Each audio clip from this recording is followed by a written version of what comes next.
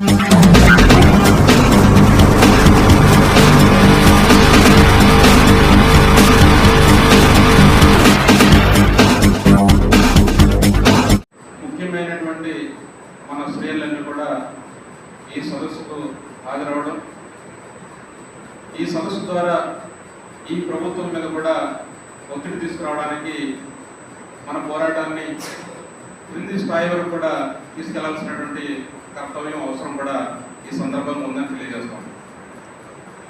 ఎందుకంటే తెలంగాణ అంటే అందరికీ గుర్తొచ్చేది మొత్తం ప్రపంచ చరిత్రలోనే ఒక హిస్టరీగా ఉన్నటువంటి తెలంగాణ సాయుధ పోరాటం జరిగినటువంటి ప్రాంతం. దాదాపు 1946-51 మధ్య కాలంలో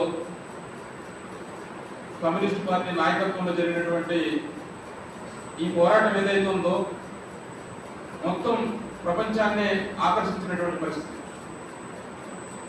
ఏ బూర్జువా పార్టీలు లేదా పాలకవర్గ పార్టీలు పేదలకు భూమి పంచినటువంటి పరిస్థితుల్లో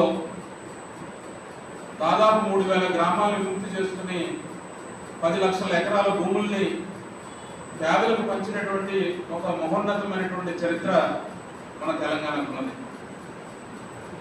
అంతేకాదు ప్రత్యేక తెలంగాణ కావాలని వందల వేల మంది బలిదానాలు చేసి